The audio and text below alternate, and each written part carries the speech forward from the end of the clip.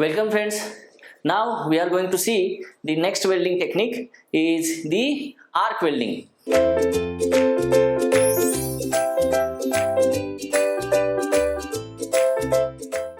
So what is arc welding? So the simple definition is whenever the heat required for melting of the joint or to produce the coalescence is obtained by from the electric arc, then it is known as the arc welding.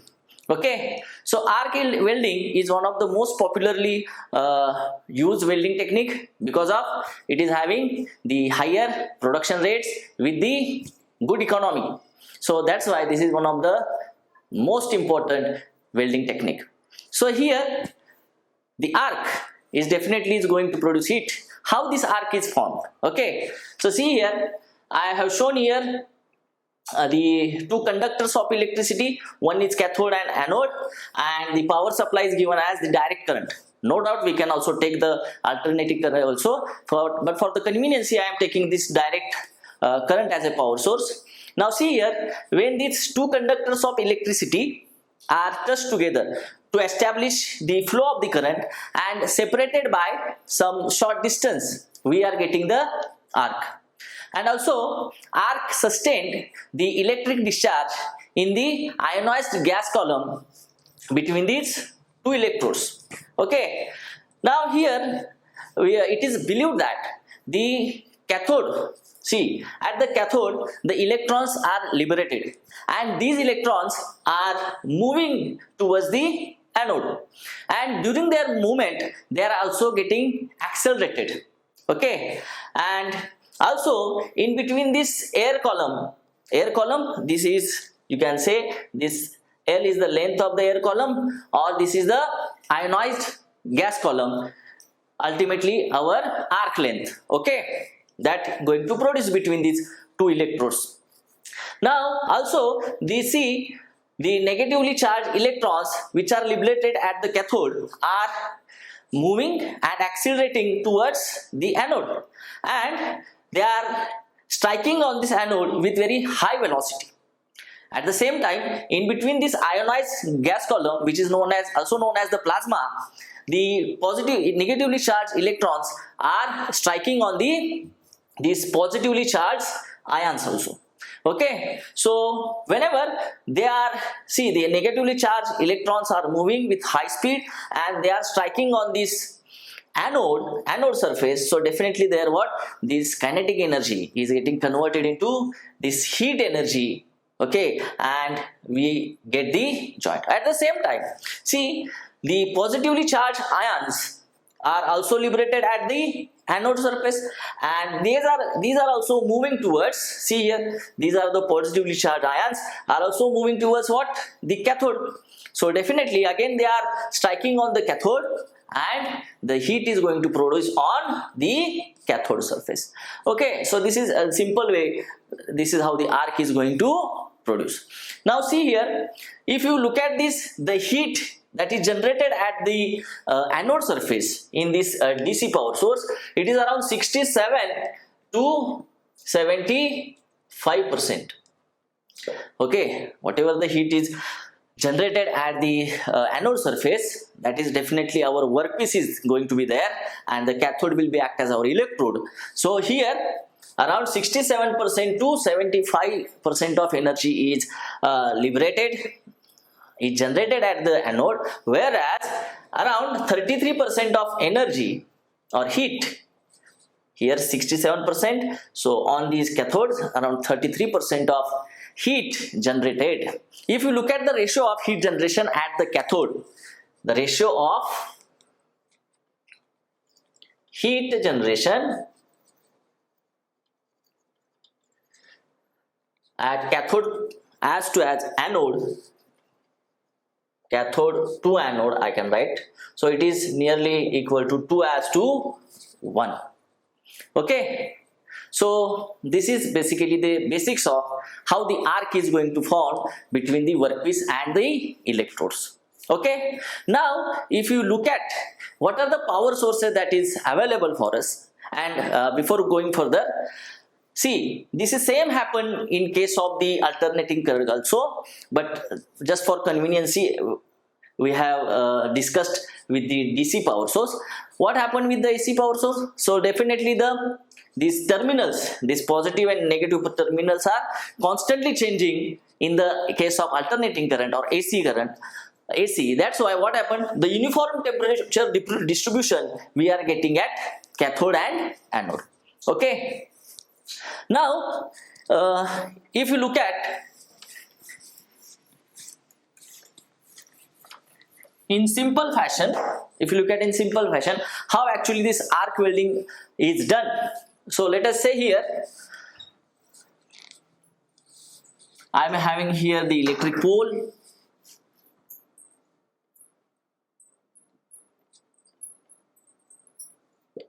and this is the power line, and here is the transformer.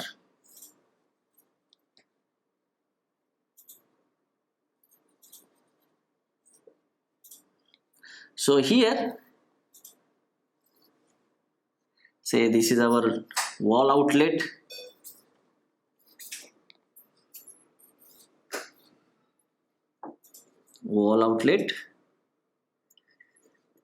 and here is our power switches. So from here we are getting our primary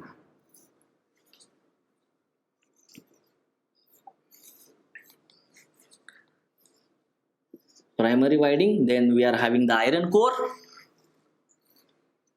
and after that we are having the secondary winding.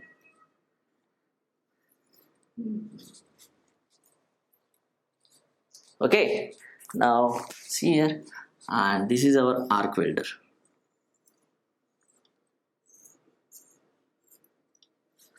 And this is connected to the electrode. Here is our electrode, and the workpiece is put on the table. Okay, and this is ground here. This cable is ground here. So this is the electrode cable.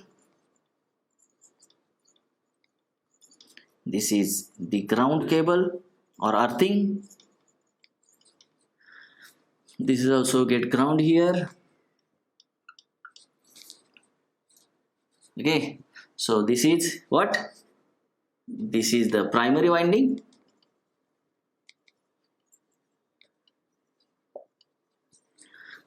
This is the secondary winding.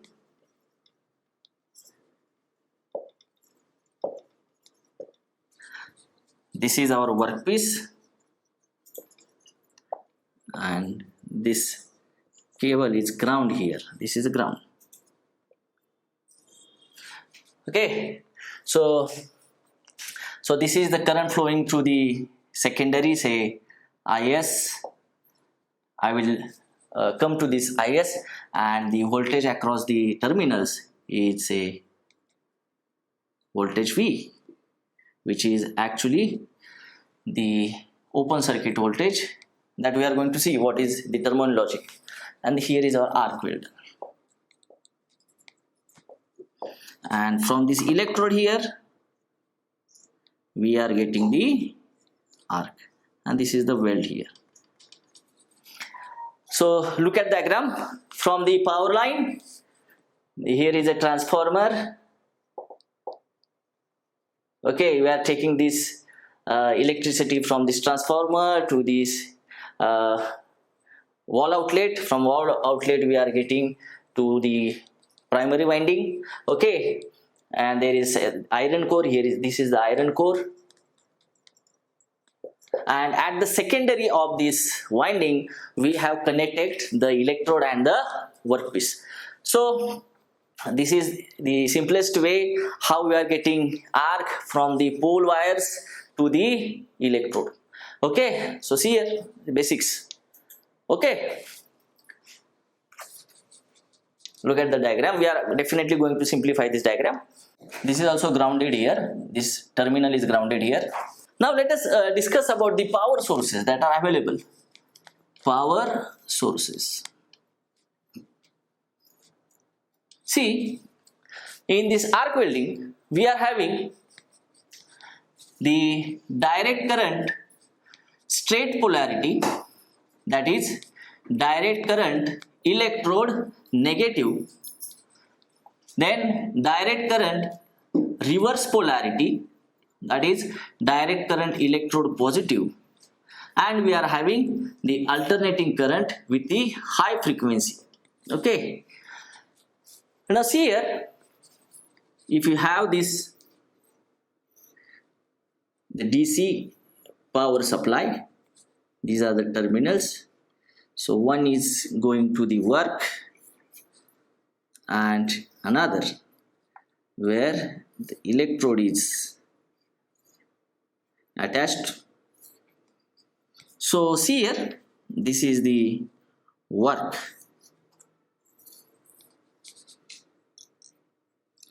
this is the work, this is the electrode. When, see, in this arc welding, when the electrode is connected to the negative terminal, say I will connect this electrode to the negative terminal, whereas the workpiece is connected to the positive terminal. Now see here, the electrons definitely are going to liberated at the electrode are moving towards the anode. Positive is nothing but the anode, negative is nothing but the cathode. Now see here, the flow of the electrons are from where to where? From electron to the, from the electrode to the workpiece.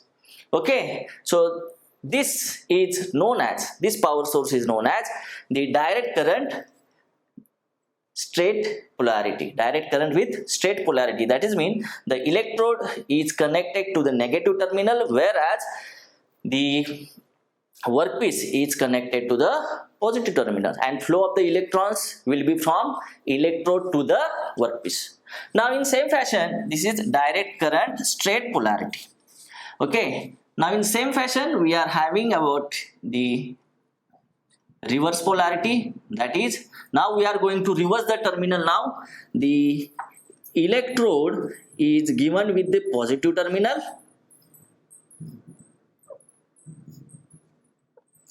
and the workpiece is given with the negative terminal.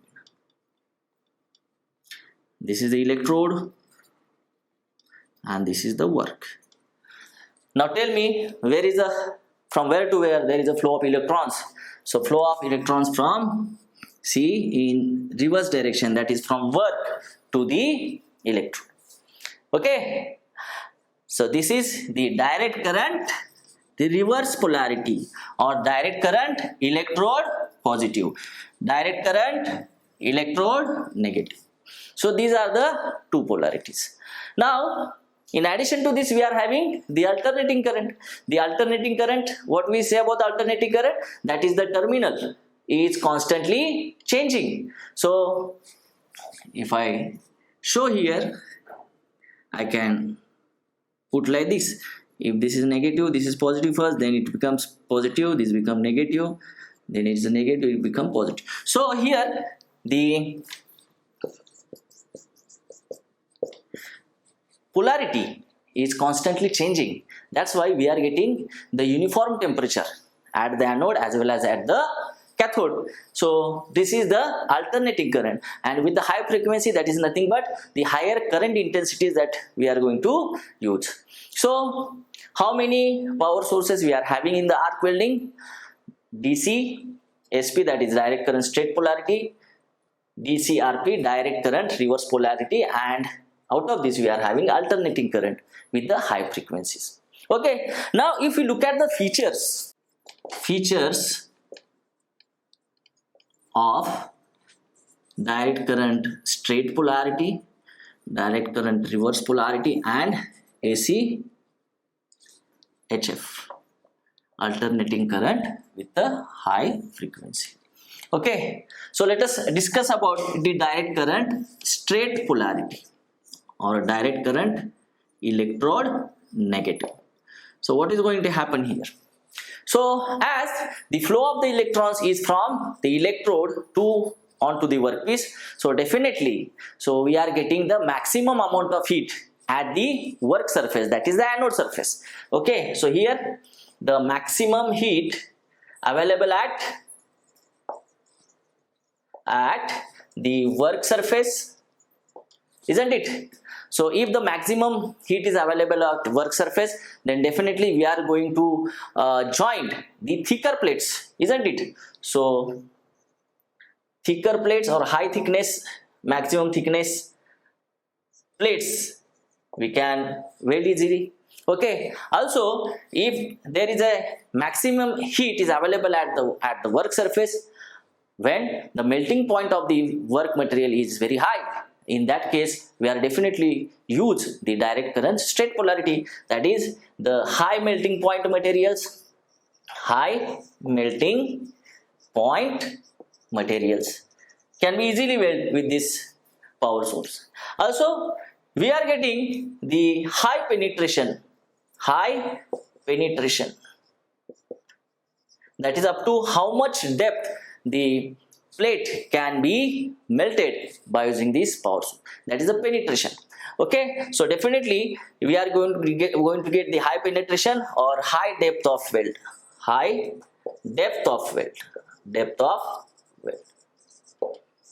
okay. So this is the some advantages we are getting with the straight polarity. Okay, so please note this. Now if I talk about the direct current reverse polarity, so definitely here the flow of electrons is from work to the electrode to the cathode, isn't it? Now here the lesser amount of heat is going to produce at the work, but the maximum heat that is going at the electrode, that is your electrode is going to melt at the faster rate, and there is a maximum available material from the electrode onto the weld. So here in such a case, in direct current reverse polarity, definitely there is a minimum heat available at the workpiece. If minimum heat is available at the workpiece, means definitely the small thickness plate, the small thickness of plates can be get welded by using this polarity. Then definitely as heat is low at the surface of the work, low melting point materials can be get welded easily, and you are getting the low penetration or lesser depth of the weld in case of direct current reverse polarity. So but here the deposition rate from the electrode is definitely going to increase, and we have to minimize the welding speed, okay, to get the maximum molten material at the workpiece. And if you talk about the alternating current with the high frequency, so here as we discussed, there is a uniform temperature distribution at the anode as well as at the cathode. So definitely if we talk about the medium melting point materials, medium thick plates, medium penetration, okay, and medium melting point materials can be welded by using this power source. If you look at the penetration, if you look at the weld penetration,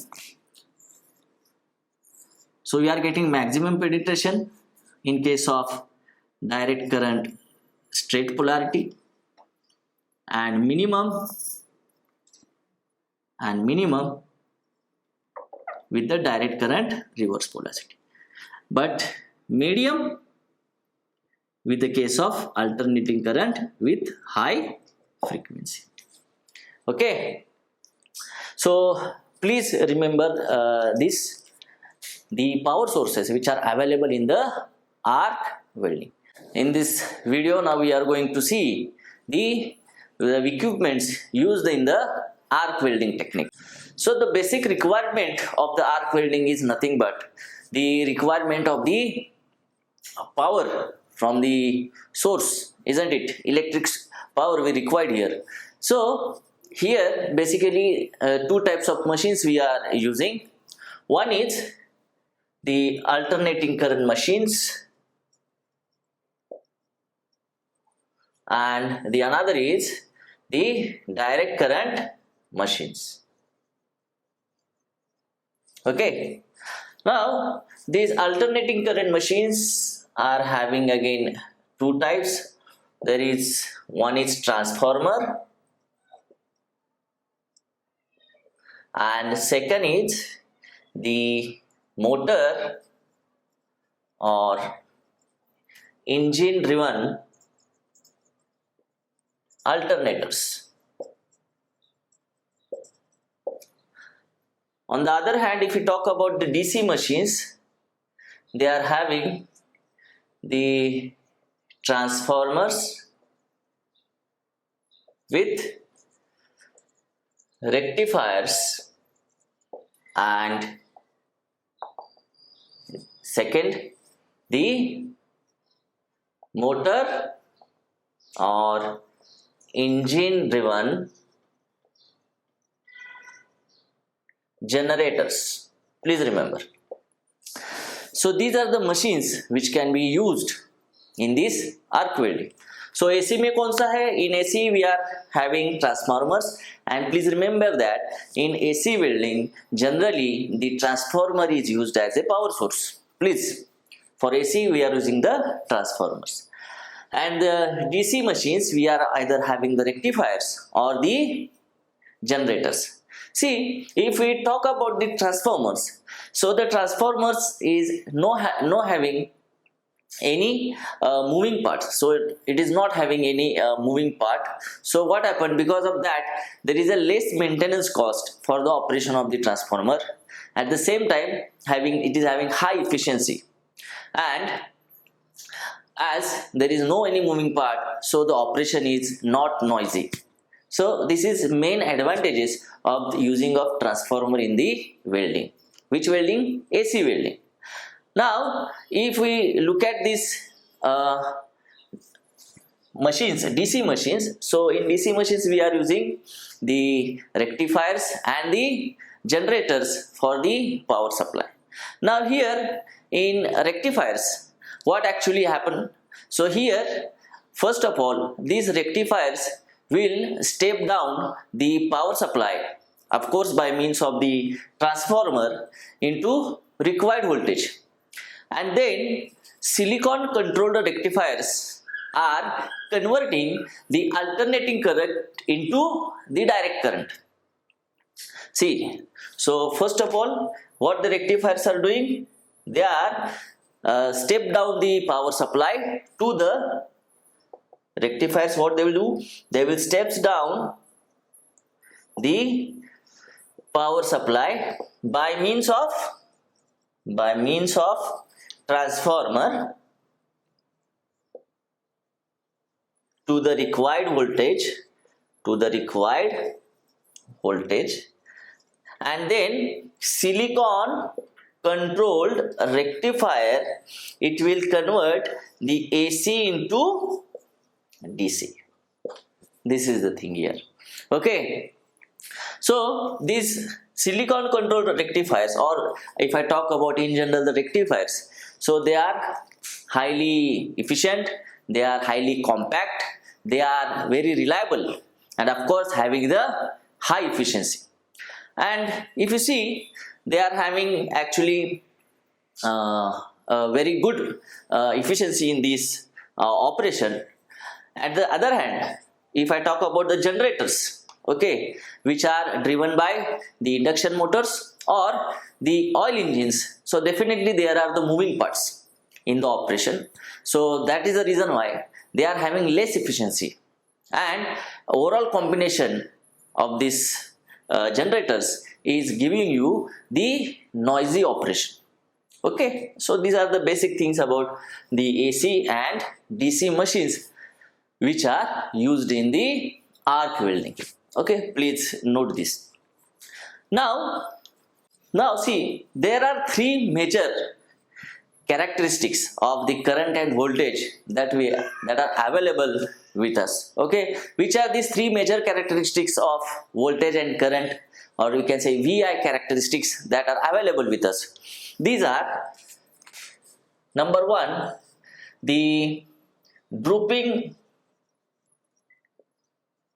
arc voltage characteristic. This is in short called it as DAV. This is also known as the constant current type, or this is also known as the drooping machines or the droopers. Okay. Second one, we are having the constant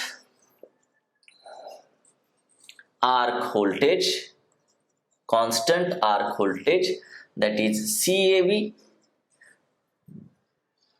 And third one is what? The rising arc voltage. So these are the three characteristics for the VI. VI characteristics is available. So let us see the first characteristic, that is very important, the drooping arc voltage characteristics, or DAV, or simply this is known as the droopers. Okay, so if you look at, I will plot these VI characteristics for all these three.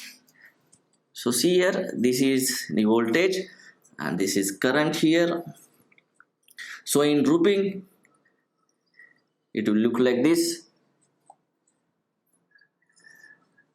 In CAV, we are having this curve, and in rising, we are having this is curve. So this is rising arc voltage, this is constant arc voltage, and this is drooping arc voltage. So these are the three major VI characteristics that we are having in the arc welding. Okay, now what is happening here in this DAV? So in DAV, when there is a increase in the potential voltage in the circuit, so the amperage is going to come down. Okay, whenever there is a increase in the potential voltage, there is a decrease in amperage. Okay, so let us see if we are having this.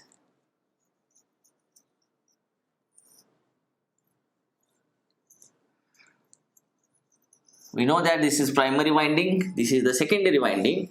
When there is no load condition, or when there is no current flowing into the welding circuit, that is at the output terminals of the secondary, the voltage which is available, this is known as the open circuit voltage. Here we are having that is the maximum voltage across the terminals of secondary when there is a no current flowing through the welding current circuit. And as you can see here, the characteristics, see, this is the VO, that is open circuit voltage, when the current is minimum, or see here 0. So when the no current is there, the voltage across the secondary terminal is open circuit voltage, which is the actual, also known as the actual EMF produced in the secondary winding, or the maximum voltage in the secondary winding. Okay, and in reverse we can say, when there is a maximum current in the circuit, so suppose when there is maximum current flowing in the circuit, when this maximum current is going to flow, when this electrode is going to touch the workpiece, so the circuit is going to complete by means of what? If I put here, say this is my electrode, and here at one end I am having the workpiece. Okay, so when this electrode touched here, okay, so the circuit is going to complete, and the maximum current is going to flow through the circuit, that is IS, and definitely at that time this voltage won't be the output voltage or maximum voltage, there will be the minimum voltage or voltage drop is going to happen. That is the basics. Okay, so here the two things we are getting, that is, say this is, I am writing is. What is is and vo? We know vo is what? The open circuit voltage, and is short circuit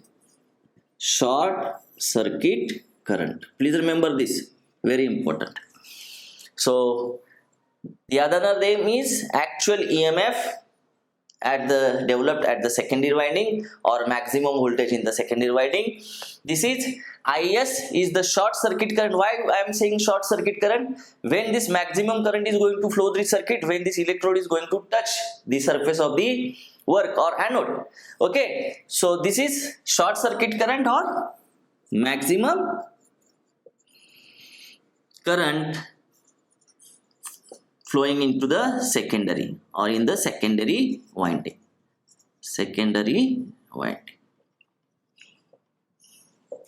Okay, now here this drooping R voltage characteristics give us the relation between the arc length and the voltage in the arc. So here the voltage, when the arc length is increasing, okay, this arc length is nothing but the air gap between this this anode and cathode, or this electrode and workpiece, air gap or air column, that is nothing but our arc length. When this arc length goes on increasing, the voltage is also goes on increasing. So for that we can have the plot of voltage versus this arc length. That is, we are getting these characteristics for this is the arc length and this is the voltage in the arc. I say this is power VI for producing the arc.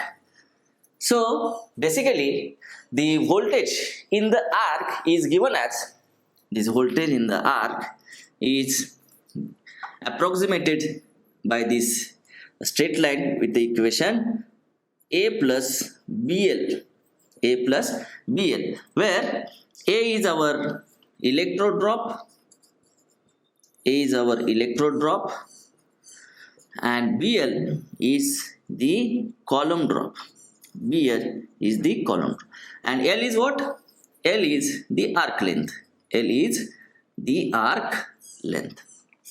Okay, so here as the arc length increases, the voltage goes on increasing. Now let us see what is happening here. This is our electrode and this is the workpiece. This is connected to secondary winding, isn't it?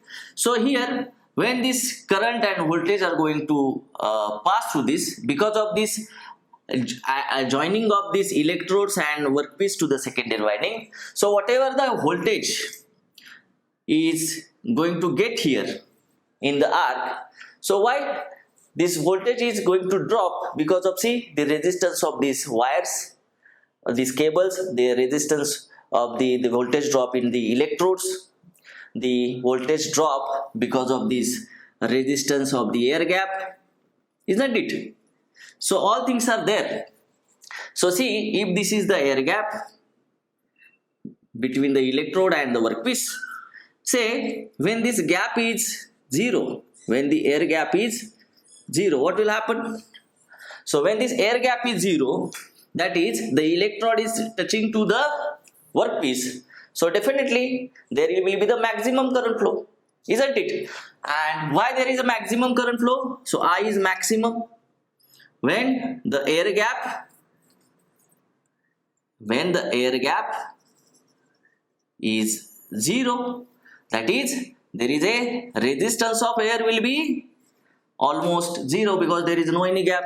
So resistance is almost equal to 0. We are having the I as a I maximum. That we know that electrode when touch the surface of the work, then maximum current is going to flow through the secondary. And at the same time, when the air gap is maximum, that is, see, this is the maximum air gap suppose we are having. So when this maximum air gap is there, so definitely there is a resistance of air. say it is nearly equal to infinite. Say the resistance of air is equal to infinite. So definitely the I will be almost equal to 0. Okay. Now here we are having the relation between the voltage and length. So here as I max is there, then voltage will be minimum, and there is a linear relation between the voltage and arc length. So arc length is also minimum. So in this case, when I is 0, that is I is 0, or I am saying tending to 0 or minimum, then there will be the decrease in voltage and decrease in arc length. Okay, so in DAV, please remember that as the voltage increases, arc length increases, but for increasing arc length, current is minimum, and for decreasing arc length, voltage is decreasing, but current is increasing. Please remember this. This is very important relation between the arc length, velocity, and the current, which is we are going to use for solving the numericals. Okay, now see what I am writing here. At the time of, say, shorting, when the shorting is going to done, when we are going to short the electrode with the surface.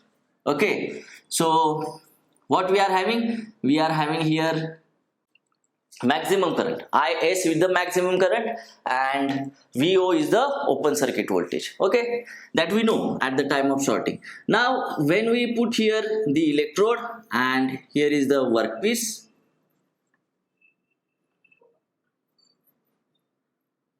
that arc is going to produce at the tip of the electrode. Okay, and because of the introduction of these electrodes and this workpiece, there is a voltage will be the minimum voltage, isn't it? Because there is a drop from the cables, there is a voltage drop from the electrodes because of the drop from the air gap. Okay, so here, so when these terminals are connected with the electrodes and the workpiece, then there is a voltage V, and the current in the circuit is, say, I. Okay, so how we write this voltage? As there was initially maximum voltage, that is open circuit voltage. Now because of these connections, we are having the drop in voltage, V drop, isn't it? Then how this drop in voltage can be calculated? From very simple, initially there was a maximum current Is and maximum voltage VO. So from that we can have VO is equal to I times RS, Is into RS. So RS will be VO divided by Is. So this is very simple from our intermediate class, that is from current electricity. We can write here this VO minus this actual EMF, this V drop, you can also call it as the actual EMF, will be what? The current into the internal resistance, the current into internal resistance, which was actually RS. So if I write this VO minus I times, what is RS? RS is VO divided by Is. So if this is V, so this V is the voltage actually here. Now after getting the arc at the tip of the electrode, voltage drop is there, voltage will be the minimum, and that voltage we are finding out. This V is equal to VO, I take it out, remain with 1 minus I divided by Is. Please remember, this is a very important relation. Okay, and we also know that the relationship between the arc length and the voltage, that is, again, this is a linear characteristic. We know that drooping volt ampere, drooping VI characteristics is generally assumed as the linear. Actually this is like this, drooping arc voltage. So here, say, the thing is this, say at one time the voltage was V1 here and corresponding current was I1, and if I have the voltage at another point, say V2, then current is I2. So this is generally a very less difference between these currents. That is why this is also assumed as the linear VI characteristics. Okay, so in the numericals many times they are directly given as the flat or linear VI characteristics. That's why we are having this as a straight line. Okay, as when VO maximum, when IS is minimum, and when IS is maximum, this VO is minimum, like that. And at the same time we are having the characteristics for the voltage and arc length, that is this, isn't it? This is for arc, and this is our VI characteristic. So here, when the equipment is in equilibrium, is in stable equilibrium, so at the equilibrium here, so this is the equilibrium, this is of course A, because you know V is equal to A plus BL, and B is the slope. Okay, now see here, so at the stable equilibrium,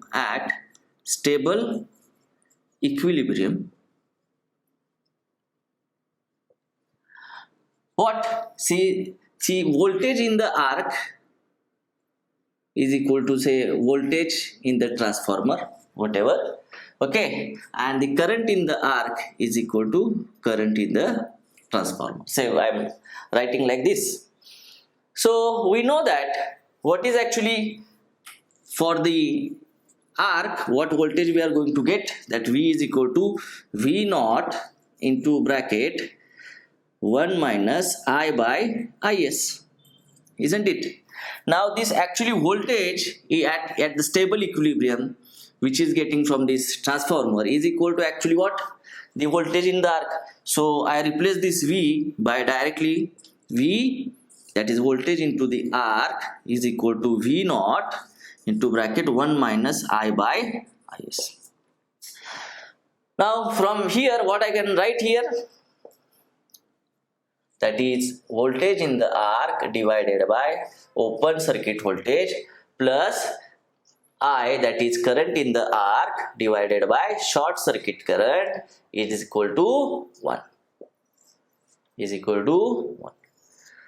This is very important equation that we are going to have here for solving the numericals. Okay. Now once you are getting this, the arc voltage and current in the arc, you can easily calculate the what? Power. That is, power for arc is what? The current into voltage, or VI. So power in the arc is what? The voltage V into current I. And what is power in the arc? Sorry, voltage in the arc? That is A plus B into L into I, isn't it? We know that is voltage in the arc into current into arc.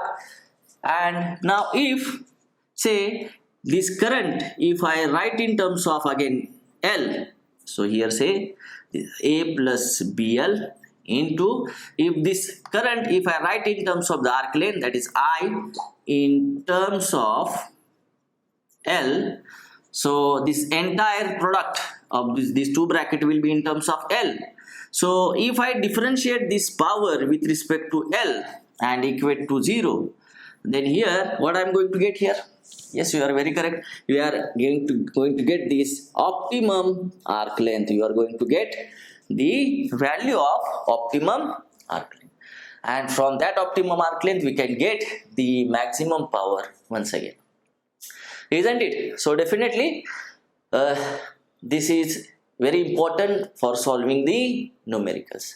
Okay, now see, normally in this drooping arc voltage characteristics, the voltage is actually this open circuit voltage or maximum voltage in the, or maximum or actual EMF in the secondary, is fixed at around 80 volts. कितने पे fix किया जाता है ये? 80 volt पे ये fix किया जाता है.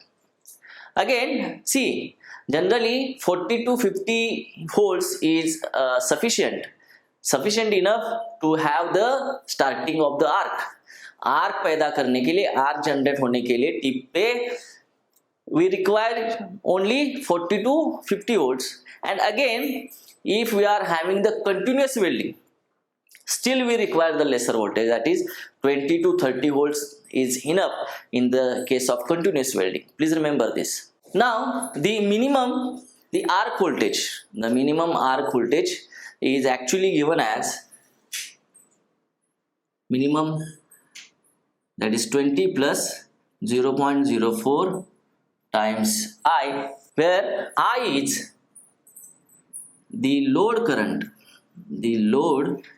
current in amperes. Okay, so this is about the drooping arc characteristics, drooping arc voltage, DAV.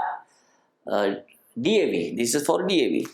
Now actually this drooping arc voltage characteristic is used for the shielded metal arc welding processes which are done manually. Please remember this DAV characteristics is very suitable for the shielded arc welding processes, shielded metal arc welding processes which are done manually. Now whereas if I talk about the CAV or RAV, that is constant arc voltage characteristics and rising arc voltage characteristic. So what is the basic difference here? So see, the CAV, that is the constant arc voltage, and the modification of CAV is known as the rising arc voltage characteristic. So here these characteristics are having the preset value of the voltages.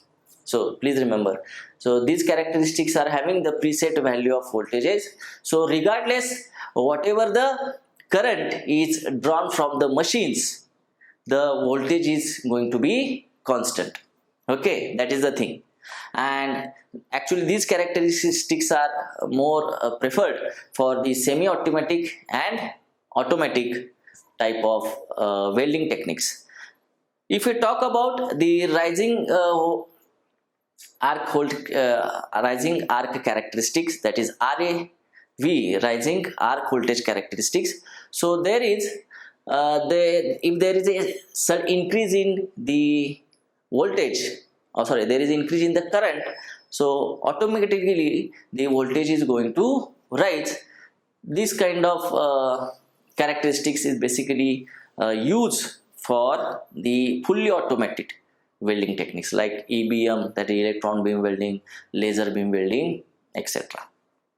So RAV, actually rising arc voltage characteristic, is basically used for fully automated welding techniques, whereas the CAV, I can go for the semi-automatic welding techniques, and DAV is for manually done welding techniques. That is, the example is what our shielding metal inert gas welding technique.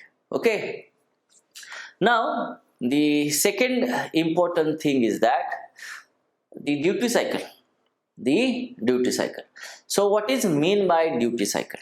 Okay, so duty cycle is nothing but it is the percentage of time during which the welding equipment or welding machines is operated without overheating of the parts, without overheating the parts or the vital parts of the weld machine or welding equipments. So please remember what is duty cycle. I will write here. So students, let us solve one example which is based on the previous discussion. Okay, so here the voltage length characteristic of a DC arc welding is given as V arc, or V is given as 20 plus 40L in volts, where arc length in centimeter, the power source characteristics approximated by, see here, the power source is approximated by the straight line. As I already told you, they are simply giving you the linear VI characteristics, or the power source is approximated by the straight line, that is this. Okay, please remember, this is VI characteristic, that is Druper. Okay, so here open circuit voltage, this is VO is given as 80 volt, and the short circuit current IS is given as 1000 ampere. Okay, and at the equilibrium, this is the VL characteristic, that is voltage arc length characteristic for this arc. So at equilibrium, what we are saying, that this transformer voltage and arc length, arc voltage is same, and this I in the arc is equal to I in the T. Okay, so like that. So we are having the relation, we already seen this all. So what we can write here, so VO is given as 80 volt, IS is 1000, and what is relationship, V arc between and length of the arc, that is 20 plus 40, that is C, A plus B. Okay, now see, we can have the power is what, V into I, so voltage in terms of A plus BL, and power we have to write in terms of L. So how can we write? We know the equation, V arc by V O plus I in the arc by IS is equal to 1. So we know this value of VO and IS. We are having this voltage arc in terms of the L. So what will be this I? So I by IS, I can write it as 1 minus V arc divided by VO, that is open circuit voltage, or I can get this IS here, so I am having into IS. Okay, so now I is what, say 1 minus V arc 20 plus 40L divided by VO is 80 into bracket into IS is 1000. Okay, so simplify this. So I can write here I is equal to what, this 1000 minus this 20 plus 40L into 1000 divided by 80, isn't it? So if you simplify this, what you will get? You can get this I as 60 minus 40L into 1000 divided by 80. 1000 divided by 80. Okay, so this is the I. And what is power now? V into I. So V is what? 20 plus 40L into this I. I is this 60 minus 40L into 1000 divided by 80. If you simplify this, what you will get, please, you can do it by your own. So I will do that. See, 20 into 60. I will solve this bracket. That is 1200 minus 800L plus 2400L minus 1600 L square. Okay, into multiply by this, say 100 by 8. Okay, so what you will get here, This is 1200 into 100 divided by 8, that is 15,000, minus this 10,000 L plus this 30,000 L, okay, minus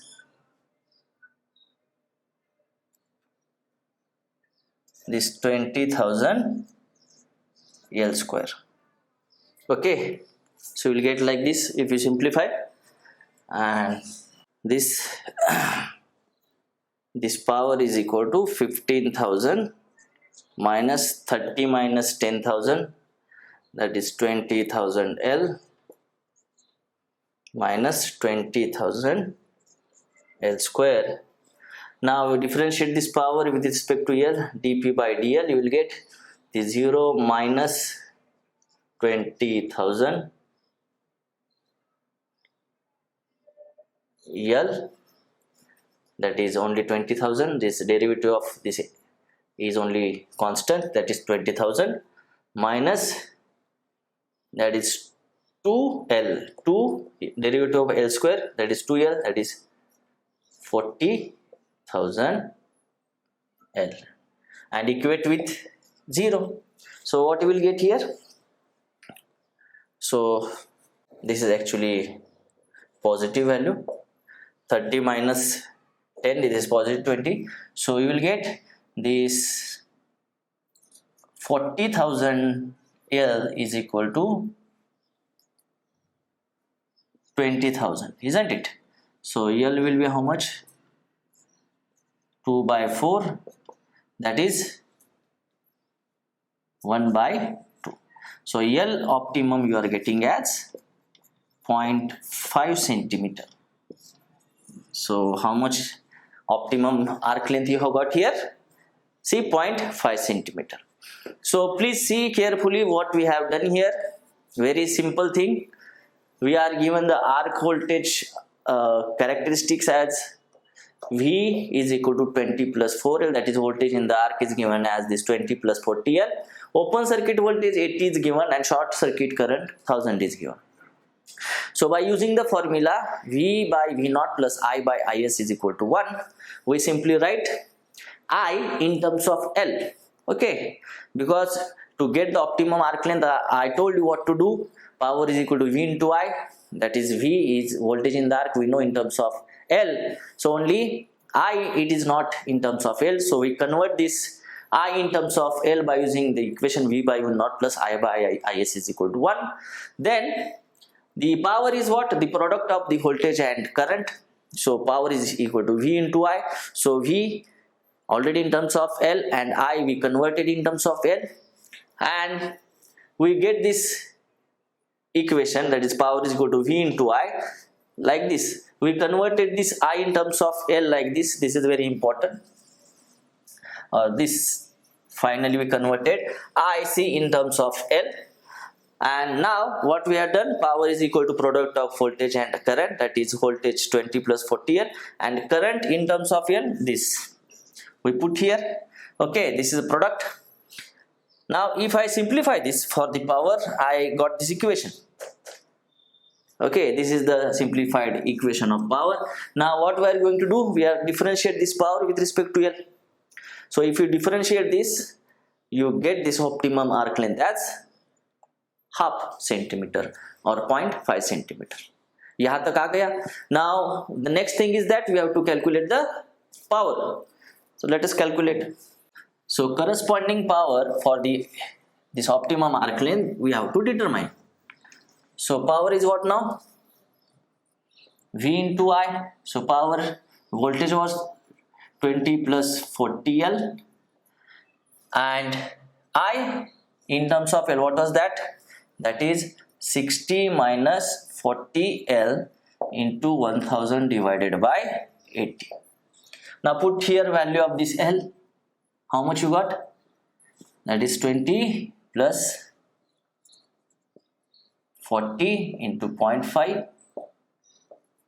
here 60 minus 40 into 0.5 into 1000 divided by 80. Okay, so if you put the value, please calculate what is the answer. So you should get around 20 kilovolt ampere, that is 20 kilowatts. Please check it. If you put the value of this optimum arc length, definitely you will get power will be the maximum. So P max you got here as 20 kilowatts. Okay, so this is how we can solve the numerical based on this discussion for VI characteristics. Okay, now students, in this video we are also going to see the duty cycle. What is mean by duty cycle? Duty cycle. Okay, so basically duty cycle is defined as the percentage of time during which the welding machine or equipment is working or operating without hitting the vital connections in the weld equipments. Okay, so what is duty cycle?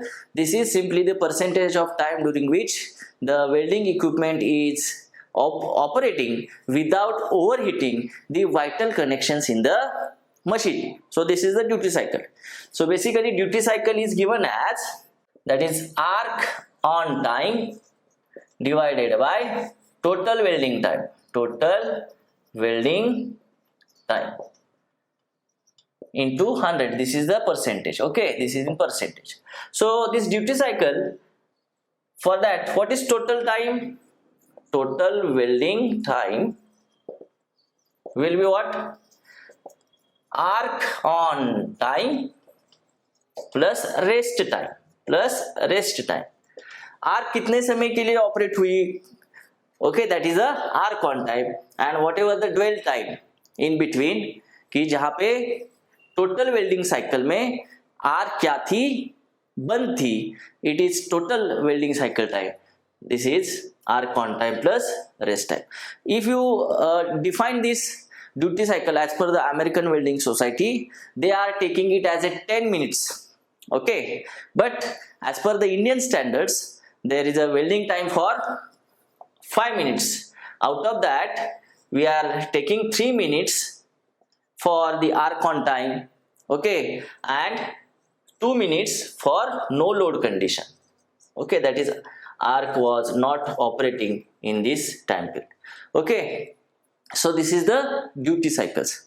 So basically the industrial rating for the duty cycle is 60%. 60% is the rating, industrial rating. As per the industry, they are considering at the 60% duty cycle, whereas for the fully automated welding techniques, it can go up to the 100%. For fully automated, it is equal to 100%. Okay, now these duty cycles, see, there is a rated duty cycle and there are the desired or required duty cycle or actual duty cycle. So see, this actual duty cycle is given as this rated duty cycle into this rated current divided by actual current on the rated duty cycle whole square. Okay, so this is the formula. So we can write here, see, this dA into IA square is equal to dr into IR whole square. So this is dA is what? The actual or needed duty cycle, where dr is the rated duty cycle, IA actual current or required current on the rated duty cycle, and IR is rated current. So this relation, please keep it in mind for solving the numericals. Okay, either this or this. So We will see one of the numerical on this duty cycle also. So in this video, that is enough. Now we will solve some numericals based upon this duty cycle. So see here, what is the question? So here, what maximum output current can be drawn at 100% duty cycle from a welding power supply or power source rated at 500 ampere at 60% duty cycle. So they are asking for maximum output current. Okay, so what is given here?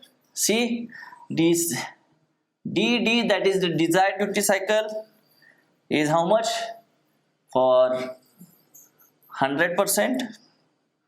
Okay, and rated, how much rated duty cycle? Is 60%.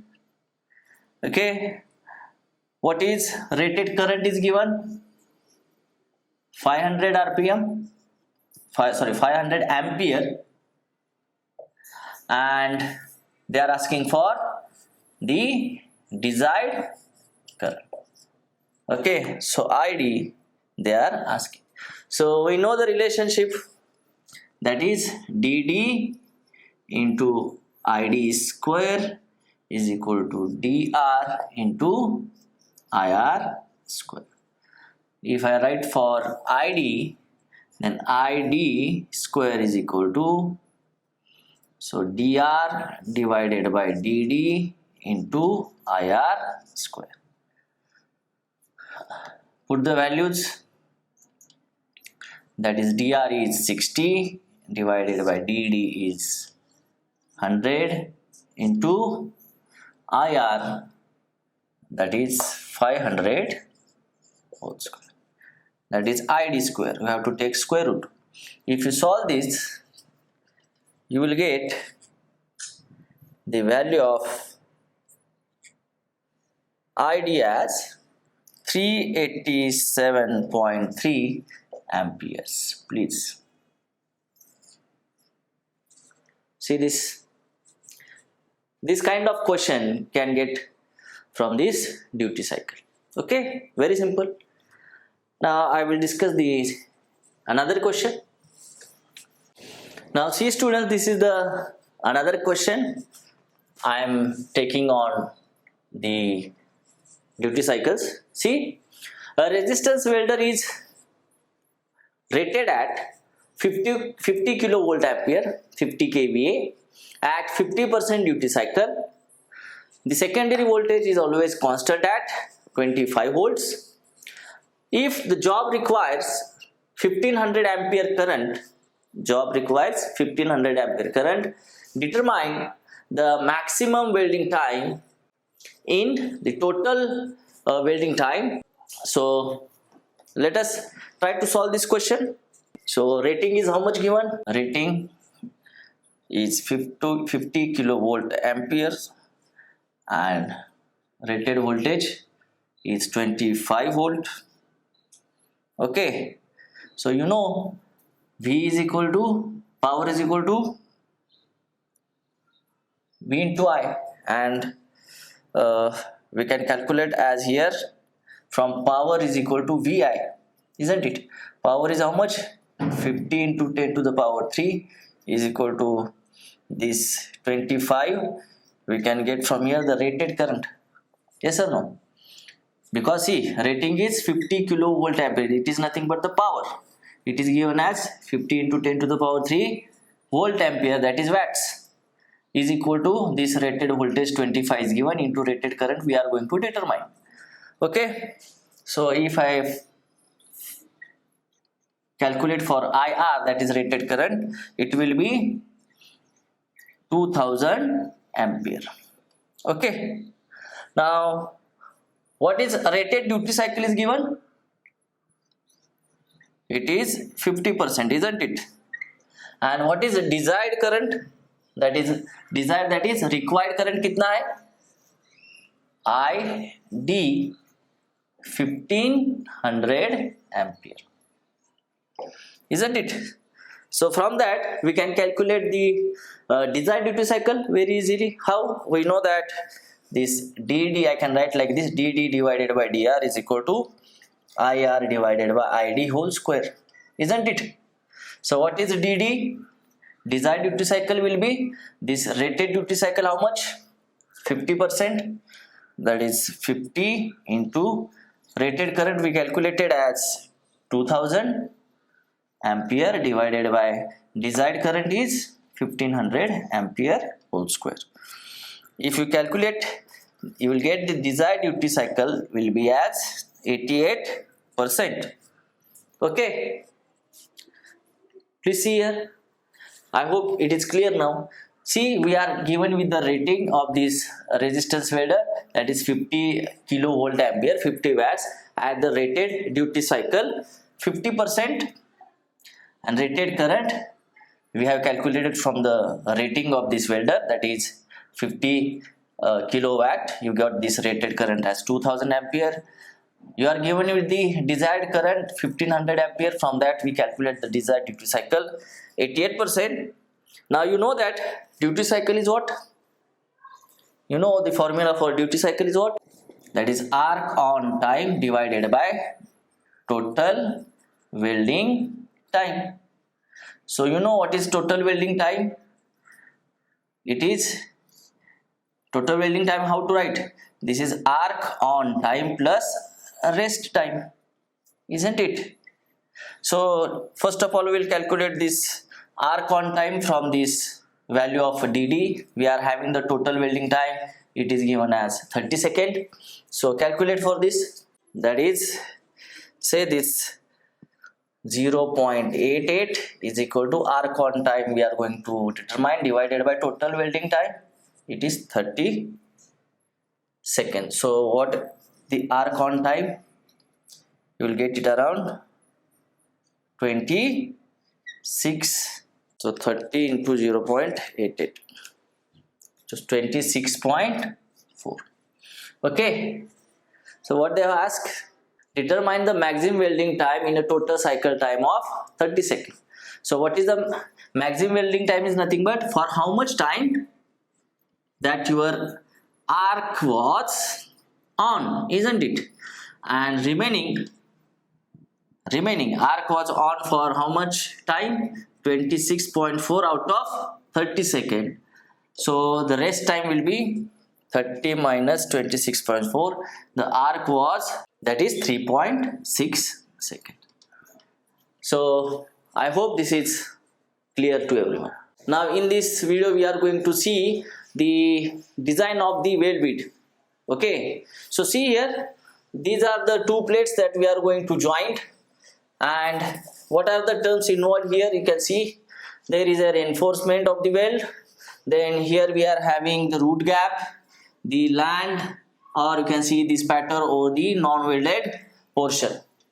So here you can see what is mean by this root gap.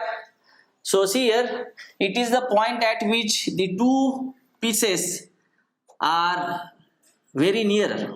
Okay, so in the joint you can see only at this place these two plates are very near, isn't it? So basically why it is provided? So even though in certain circumstances, suppose joint is not able to form, okay, so even that case, if the molten metal at least it reach to the bottom of the joint, because these two plates are very nearer at this point, so at least you can get the joint at the bottom of that plates. That is the reason why we are providing the root gap here, and which is from 3 millimeter to 5 millimeter we can keep this root gap. Okay, now what is the penetration? You can see here, it is the depth up to which the weld metal combines with the base material. It is nothing but the penetration. Okay, if you can see here, this is the penetration. Okay, like this is the penetration. Actually I have shown there. See, if this is a base material, so up to which the base material got melted, this is the penetration, and this area which is got melted, up to certain depth. Okay, that is the area of penetration, which is represented by AP. This is area of penetration. Okay, so this is the penetration. And what is reinforcement? So it is nothing but the excess material. You can see here, this is the excess material over and above the surface of the plates. This is the excess material over and above the surface of the plate. This is known as the reinforcement, or this is also known as the crowning. This is also known as the crowning. Okay, you can see here this excess material over and above the surface, and this area of this weld is known as the area of reinforcement. Okay, so this area is known as the reinforcement area. Okay, and if you talk about the dilution for this weld, it should be the 100%. So how to calculate the percentage of dilution? So it is nothing but the area of penetration divided by the total weld area, which is AP plus AR, isn't it? So percentage of dilution, how to calculate? Area of penetration divided by area of penetration plus area of reinforcement, we can calculate like that.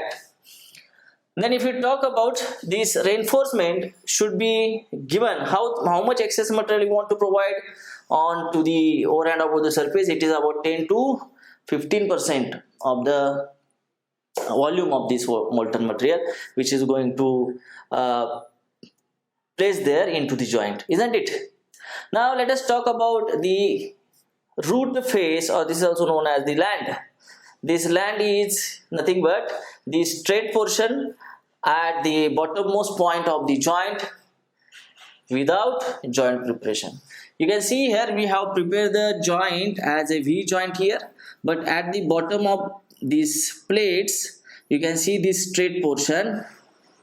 This is known as the face, root face, or the land. It is actually provided for to avoid the burning of the plates at the edges. And how much it can be provided? So the length of this land generally less than or equal to 5 millimeter. Okay, then if I talk about this groove, and most preferable groove in the weld joint is a V groove is used. So I have shown here the V groove. So when we require the groove, so whenever we are doing the welding with the joint preparation, so of course the plate thickness is more than 5 millimeter, we need to provide some additional molten metal into that weld pool so that you will get the complete joint. So that is why to have this accommodation of this extra material via filler rod you are going to provide into the weld, it should get placed somewhere in the weld, and that is the reason why we have provide this joint preparation. Say U joint is there, double U joint there, single V joint, double V joint, J joint, bevel joint. So many kinds of joint preparations are available. So here most probably we are using the V groove for the joint preparation. Okay, so this is about this groove.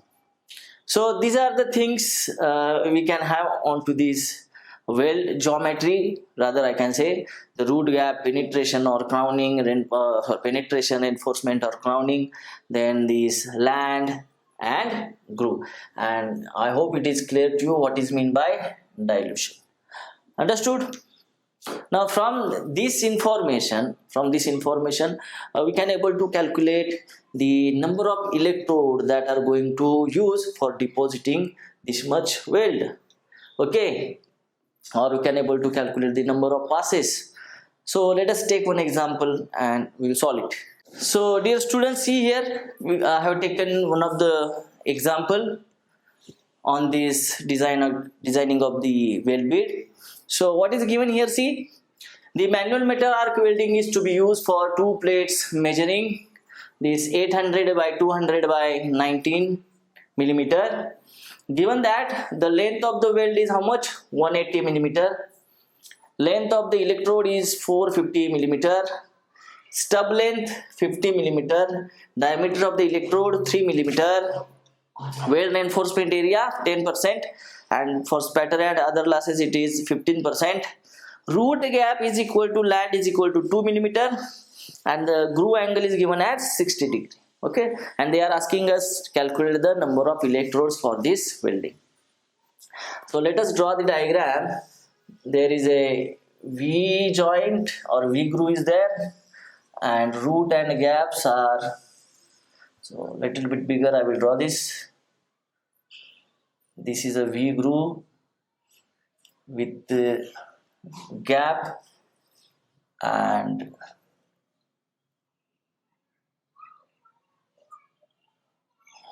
land, which is both are equal to 2 millimeters. This is 2 millimeter, isn't it? This is the land or root face, and this is the root gap, which is also 2 millimeter. Okay, it is millimeter, and the groove is 60 millimeter, isn't it? And there must be the crowning of 10% of the area. Okay, so and the length of the weld we can have up to 180. Okay, how much length you are going to weld? 180 millimeter. Thickness of the plate is how much actually? 19 millimeter. It is given 19 millimeter. So definitely this root face is how much? 2 millimeter, and root gap is 2 millimeter. So this is 2 mm and this is 2 mm. Okay, so definitely this will be how much? 17 mm, because total thickness is 19 millimeter. Okay, so this angle, groove angle is 60 degrees, so this will be 30 degree and this will be 30 degree. So this is 2 and this is total is 19. Okay, so for the calculation of area of the weld, how many areas we can have here? See, this is a area of rectangle, this is second one is the right angle triangle, and third one also the right angle triangle. Okay, so we want here A1 is equal to A2 is equal to and A3 is equal to. So what is A1? It is simple, 19 multiplied by 2, 19 by 2, it is 38 millimeter square. Then we should have these two triangles, so 17, this is the 17, and if this is the 30, then what is tan 30 is equal to, say, this distance is x and this is also, say, x. So what is there? Tan 30 is equal to x divided by 17, so x is equal to 17 tan 30. Okay, so these two triangles having the equal area, so A2 is equal to A3 I can write here. So what is the area for that? I will write total area A2 plus A3 will be, that is 17 tan 30 into this height is how much? 17, isn't it? So if we calculate this, how much, please tell me? 17 square into tan of 30, it is 166.85. 166.85. So nearly I will take it as 167 millimeter square. Okay, now see here, so total area will be how much? A total will be, A1 is how much? 38 plus A2 plus A3 is how much? 167. So total weld area will be plus 38, that is 205 millimeter square, isn't it? Now we have to provide the reinforcement 10 to 15% and the spatter loss. Okay, spatter loss is what? Actually the molten metal is going to jump from the weld pool to the non-welded portion because of the arc forces and all. So that's why the loss is there. The molten metal is going to lose. So that's why to accommodate that loss, we have taken as this spatter and other losses. Okay, so in this question, how much it was given? So weld reinforcement area was 10% and the spatter and other losses 15%. So total extra material that we are going to provide over the required weld volume, that is 10 plus 15, 25%. So the actual area, if I calculate, or even directly if I again get the volume, on volume I have put this real volume by adding this excess area. So again we can get the same results, but here 205, it's theoretical, but when we provide the reinforcement and the spatter loss, it will be total 25% extra, so into 1.25. so actually how much area will be there? It's 205 into 1.25, it is 256.25 millimeter square. Now if we calculate the volume of the weld, we are having the actual area, that is 256 into what is the length of the weld? You got the area, you got this area by provision of the reinforcement and spatter loss. How much got? 256, say 256 millimeter square. Now what is the volume? So this area into this length of the weld, how much? 180 millimeter. So into 180, you will get 46,125 millimeter cube as the volume of the weld. Now let us go for how we are going to deposit this material, weld material, by of course from the electrode. Electrode is going to deposit that material. So you are given with the electrode length and diameter. So what is the length and diameter of the electrode? So diameter of the electrode was 3 millimeter and length of the electrode 450 millimeter, and stub loss was 50 mm. Okay, so suppose this is our electrode. See, the entire electrode is not going to get consumed. So if this is the total length of the electrode 450 millimeter, you are given with the stub length, that is the length which is not going to used into the welding operation, that is 50 mm. So actually how much length of the electrode is going to use? Only 450 minus 50, that is only 400 millimeter length of the weld is going to use. Please remember this. Now let us calculate the volume of one electrode is how much? Actual volume of one electrode is how much? Electrode volume, how much? It is cylindrical, pi by 4 diameters, how much? 3 square into height 400. So if I calculate this 9 pi into 400 divided by 4, so it is 27.4 millimeter. Okay, so you got the real volume of the weld and you got the real volume of the electrode that is going to deposit the material, isn't it? So tell me how many numbers of electrodes actually are required to do this welding operation. So the number of electrodes, how to get? This is the actual volume of the weld considering the reinforcement and spatter loss divided by actual volume of electrode by considering the stub losses, isn't it? So what is the actual volume of electrode? It is 46,125 mm cube divided by actual electrode, one electrode volume. Actual volume of one electrode, how much? 27.4. So how much it is? 4 6125 divided by answer. So it is nearly 16.3. You can go for rounding off because it is an electrode, so it will come as a single one. So take it as 17 number of electrodes are going to require to do this operation.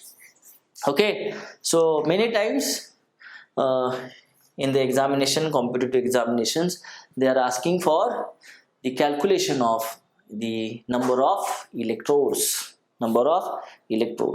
So this is how we can able to calculate the number of electrodes.